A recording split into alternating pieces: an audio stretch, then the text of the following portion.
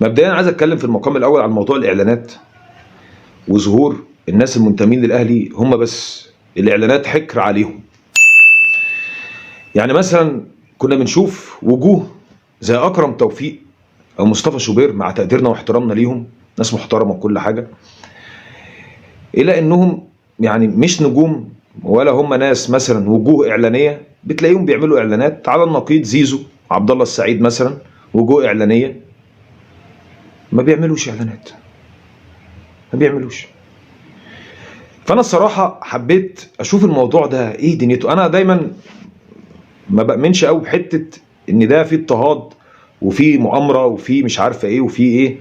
ما بحبش يعني امن بيها على طول من غير حتى ما اجتهد. لو اجتهدت شويه مثلا وقدرت اوصل لحاجه تمام، وطلعت مثلا كل الطرق تؤدي ان هي مؤامره وان هي الكلام ده، فانا خلاص هسكت، مش هتكلم، مش هتكلم. اصل مهما اتكلمت لا الكلام لا هيقدم ولا هيأخر. موضوع الاعلانات موضوع ليه حسبه واحده. حسبه المعلن او الشركه اللي بتعمل اعلانات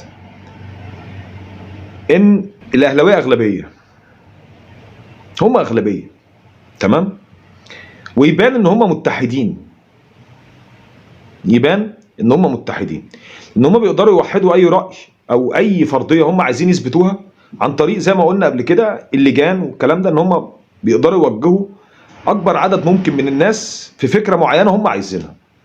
فهم اذا قدام المعلن او الشركه او اي حاجه هم ناس متحدين، الى جانب ان هو مجلس اداره مستقر بيقدروا يعملوا اللي هم عايزينه بالاستقرار ده. فهو ممكن بيقدروا يبيعوا انك انت لو جبت وجوه زملكاويه في الاعلانات الاهلاويه هيقطعوا واحنا اغلبيه. فهو المعلن بيفكر 50 مره قبل ما يجيب وجه زملكاوي. يقول لك الزملكاويه مش كتير، مع ان والله عايز اقول لكم حاجه، معظم مخرجين ومنتجي الاعلانات ورجال الاعمال زملكاويه. لكن هنا بقى المصلحه تحكم، اكل العيش يحكم يعني. هو مش عايز ضرر لنفسه. فموضوع الاعلانات ده مهما الزمالك سعى واجتهد المعلنين مش هيرضوا يعادوا جمهور الاهلي، لان هو طبعا ما فيش جمهور اهلي هيقاطع ولا في مقاطعه ولا الكلام ده. لكن الفكره كلها انه ممكن يعمل عليك حمله عن طريق لجانه وصفحاته، يعمل عليك حمله بيوجه الناس، فتلاقي كل منهم مثلا فعلا عملوا عليك حملات ومفيش مقاطعه ولا فيه باب ولا عارفين ايه ده اصلا. لكن هو اهل العيار اللي ما يصيبش وبيعرفوا يلعبوا بالكارت ده صح قوي. عشان كده هم حوار الاعلانات بالنسبه لهم اولويه، لان هو بند مهم جدا بيلعبوا عليه لما بييجوا يتفاوضوا مع اي حد او لما يجوا ياخدوا لعيب منك مثلا. تمام، يقدر يقول لك بقى بص انت ما كنتش تعمل اعلانات في الزمالك، عندي هتعمل، عندي هتاخد في السنه اعلانات 10 مليون هيكتبوا لك في العقد، عندي في السنه الحاجات دي كده في العقد. فبالنسبه لهم اولويه، اولويه. فحوار الاعلانات ده مش هيتغير غير لما عقليه المعلنين نفسهم تتغير ويشوفوا مثلا ان في وجوه ممكن تقدم افاده اكبر. هم معروفين وكل حاجه برضو عشان بس يكون منطقي، لكن هم ما هماش هم الوجوه الاعلاميه من زمان لدلوقتي. المشكله كلها في المعلن نفسه. المعلن نفسه بالنسبه له جمهور الاهلي هو الاغلبيه فمش عايز يعاديهم. لو طلعت لهم زيزو او مش عارفه ايه مش هعاديهم تمام. اما هم عايزين يطلعوا مين؟ امام، اكرم، بن شرقي. بن شرقي ده هيعمل اعلانات بدينه افتكروا تمام. ما عملش اعلان واحد، حتى ما عملش اعلان لمطعم ابو صفيحه بتاع الكشري، ما عملش اي اعلان، ما عملش اي اعلان. لو هيروح طبعا هو في الاهلي حاليا هتلاقيه عمل بقى 50 اعلان في الايام اللي جايه دي. الى جانب ان احنا لو شفنا الاعلانات هتلاقي مثلا ان اعلان الاهلي واللي هو جايب ابو تريكه والكلام ده، هنتكلم على ابو تريكه برضه. الاعلان اصلا اللي عاملاه شركه القلعه الحمراء اللي هي شركه الكره بتاعت الاهلي او الشركه اللي الاهلي عاملها عشان يبني بقى الاستاد. فهو الموضوع انا اعلنت انا شركه عندي شركه كوره فعملت اعلان، هي حره. فالموضوع بعيد عن المنطق اللي انا بتكلم فيه، بعيد عن المعلنين وبعيد عن الكلام ده. هو النادي الاهلي هو اللي بيعمل الاعلان، فطبيعي جدا يجيب لعيبته ورموزه. اما اللي قاهرني بقى حاجه تانية خالص. البت بنت ميشيل يانكو اهدي في سويسرا، ما كانش حد يعرفها غير ابوها وامها او 2 كمان. فلما جت هنا في مصر انطلقت وبتتكلم عربي احسن مني دلوقتي. وللاسف انا قلت الكلام ده في فيديو زمان، بيعاملوها هنا معامله النجوم، بيعاملوها هنا معامله النجوم، مع ان بلدها فعلا مجهوله الهويه. فهي بقت تعمل اعلانات هي كمان، يلا هي وخطيبها الاقرع ماشي، انا الحمد لله مش اقرع، عندي شعر اهو واخف شويه، بس انا عندي شعر مش اقرع. فهي يعني هي كمان بتعمل اعلانات، ده اللي قاهرني ان هي مثلا لو على الحلاوه او الشكل عندنا ناس هنا احلى منها 2500 مليون مره. مثلا ناس دمها خفيف وناس عندنا هنا مصريات ما شاء الله مفيش اكتر منهم، احنا 100 مليون وشويه، منهم 70 مليون واحده. فاحنا الحوار كله يعني ايه، عندنا غلبنا نبقى نجيب من لبنان وسوريا ما شاء الله مليانين. اما انت جايب لي واحده سويسريه لمجرد ان هي بلوجر، طب ما احنا عندنا 50,000 يجيبوا هدير عبراسي فيها ايه؟ يجيبوا البت اللي هي بتطلع مع اسمها مش عارف حاجه البلد، يا جدعان قول لي اسمها، يا جدعان قولوا لي، في بنت اسمها حاجه البلد برضه بتعمل تيك توك وجولات وكلام. انا هدخل في قصص كده جولات، ونخش بقى في عمر فرج، ونخش في ام عمر، وهنخش في موال، خلونا في الموال عادي. لقيتها بتعمل هي وخطيبها كمان، فقلت يلا ما علينا، نرجع تاني للبت اللي مجهوله في سويسرا وفجاه واحده بقت نجمه مجتمع هنا وفتاه الاعلانات الاولى وبتطلع. ده في نصيبه كمان، ده انا نسيت اقول لكم، في عيل لقيته في الاعلان شبهت عليه، الوش ده انا شفته شبه العيال اللي بيشربوا ايس برضه، انا شفته الوش ده، انا شفته فين؟ شفته في الكوره، شفته في حاجه تخص الكوره.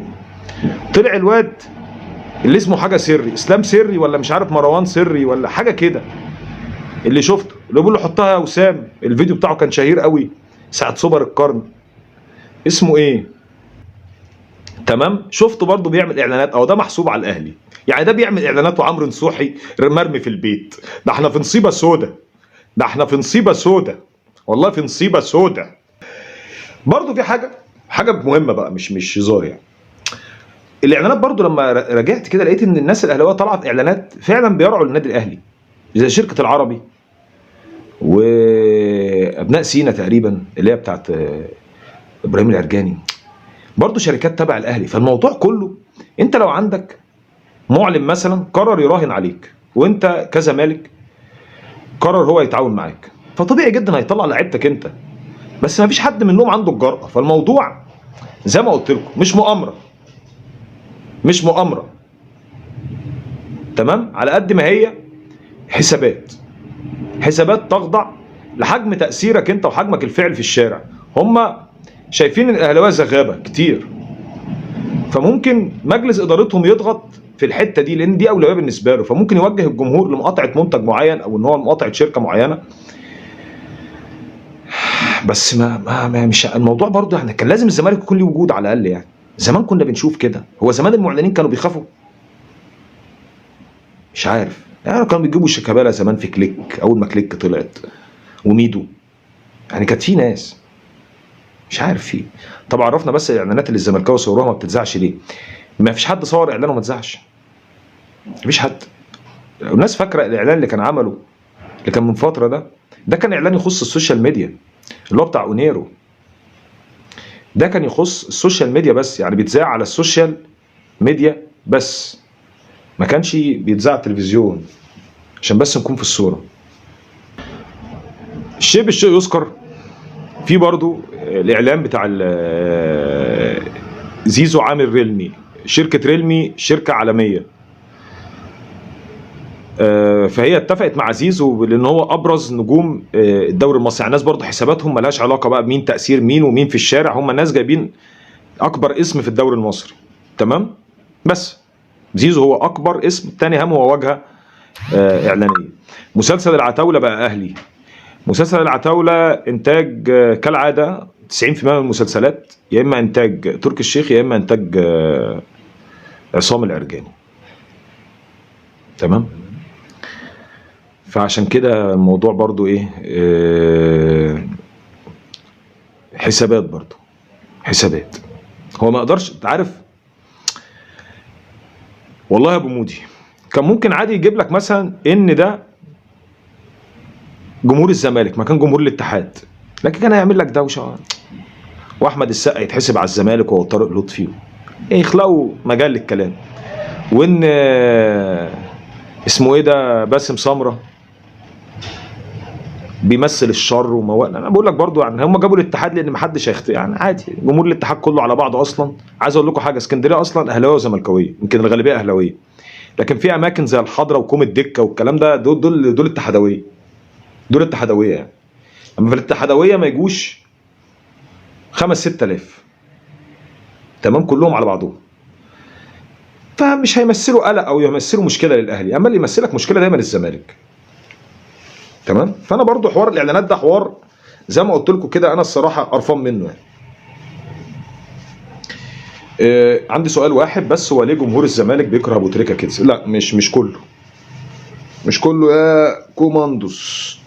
بمناسبه ابو تريكه، فانا برضو تجنبت الحديث عن موضوع ابو تريكه، لان انا الصراحه عشان الناس ما تزعلش مني، بس انا لا اكن لهذا الشخص اي ضغينه، وربنا يعلم بغض النظر عن ان هو كان لاعب كوره مؤذي للزمالك، او ان هو راجل ما. ابو تريكه برضه جاب فينا جوان كتير الصراحه، كان بيعمل ماتشات عمر ضد الزمالك. انا فاكر ماتش الكاس 4-3 ده، احسن اداء فردي لاي لعيب شفته في ماتشات القمه كان اداء ابو تريكه في الماتش ده. عمل المستحيلات والله العظيم يا جدعان، كان بيستلم بوشه على طول للجون من قلب الملعب في عز الزحمه. فانا خلاص بقى، هو كلاعب كوره انا ما بحبش اي حد بيلعب في الاهلي، تمام، لكن هو كشخص فانا الصراحه مش مبالغ، انا بحب ابو تريكه ونفسي النهارده قبل بكره يرجع البلد، ده في الاول كده. فانا الصراحه مش حابب اعلق على الاعلان بتاعه، يا ريته يعمل 50 اعلان اصلا، تمام، ويا ريته يرجع هنا تاني، تمام، ويقعد هنا ان شاء الله يعمل ايه، بس يا ريته يرجع هنا. ان هو كشخص هو جدير اصلا انك انت تحترمه بره الكوره. معلش انا اسف، بره الكوره ابو تريكه ما اعلمه ان انا عشره شويه، انا قديم شويه، انا حضرت حاجات انا لما شفتها بايدي، شفتها بعيني.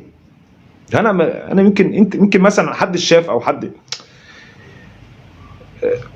ما، مش قادر، انا مش قادر الصراحه ما اقولش ان هو ان انا بحبه يعني، ان انا شفت والله يعني، يمين يسالنا على ربنا، شفت بعيني الشخص ده كان بيعمل ايه. بره بقى ان هو لاعب كوره الى جانب مواقفه، هو راجل شجاع وصاحب موقف وصاحب كلمه في زمن قل فيه اصحاب الكلمه واصحاب الراي الحر. ابو تريكه حر بره الكوره، كده كده هو اهلاوي، فاي اهلاوي يعرف ربنا وبيصلي وبيصوم ويزكي، تيجي عند الكوره 90% منهم بيقلبوا ضلاليه، فانت ما تقيموش في الكوره، قيمه كشخص بره الكوره خالص. فانا ابو تريكه الصراحه يعني انا ابلع له الزلط، ربنا يجيبه بالسلامه ويجي لاهله وناسه ويقعد هنا ببلده. لان ابو تريكه عايز اقول لكم حاجه، ابو تريكه زي حالتنا، ابو تريكه مرتبط بالبلد دي وشبهنا يعني، ابو تريكه غلبان على الله. فعادي يا عم، يا رب يعمل 100 اعلان، يا رب يعمل 200، يا رب يرجع البلد بكره، والله هفرح، والله هفرح. فابو تريكه انا مش مع ان حد يقول لك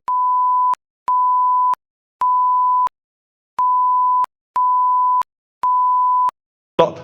هل انا ضد وجوده في الزمالك؟ اكتر واحد هاجمت ميدو، لكن مصلحه الزمالك تحتم ان شخص زي ميدو يبقى موجود، بيحب اللقطه، فيه العبر، فيه الكلام ده، لكن هو شخص بتاع شغل. مثلا انا ميدو رايي فيه كده، وميدو ينجح، تمام. ابو تريكه كذلك، انا شفت له، انا اسف يا عبد العزيز، انا شفت واحد بينزل بعربيه قديمه عشان ما حدش يعرفه، بكاب مش عارف ايه، عشان يلف على 20 بيت في المطريه يديهم مرتبات شهريه، شفت بعيني من 12 13 14 سنه 15 سنه كمان، والله شفت بعيني. حتى الشخص اللي بيقابله قال لي هوريك حبيبك، قلت له حبيبي؟ قال لي حبيبك اللي انت عمال تشتم عليه، اللي انت عمال تشتم عليه. ففوجئت ان انا بمد ايديا بسلم، هو اللي بيسلم عليا. طب مستعجلين يا احمد معلش. وكان بعد التمرين يمين بالله متنكر يا جدعان، ما تعرفوش هو بيعمل ايه. ابو تريكه ده كان بيمشي من النادي الاهلي 2000 متر و2500 متر عشان يفضل يركن العربيه بعيد عشان يتكعبل في اي حاجه. يا جدعان مخافيا كان اعظم. الراجل ده اتاخد منه كل فلوسه هنا في مصر وخلصت على كده بقى. هو بطل كوره، لعب كوره، انتمى للاهلي، ما يولع هو والاهلي، انا ماليش علاقه بالكوره، انا بتكلم عليه كشخص، انا قلت كده، تمام. انا بقول لك رايي عادل، لو رجع بكره انا هفرح بما يرضي الله، بما يرضي الله هفرح، ماليش علاقه بقى هو مين ولا بيعمل ايه ولا وغيره، بس مش هذكر اسماء يعني. بس في ناس كتير للاسف مشيت من البلد بطريقه او باخرى، نفسي الناس دي ترجع. اصل هو مش مسافر برغبته وكل سنه هيرجع اجازه، لا، ده واحد ما يقدرش حتى يرجع يسلم على امه ولا على، يا جدعان الموال يعني في ناس كتير، فمش عايزين ندخل في القصه ده، الله يبارك لكم.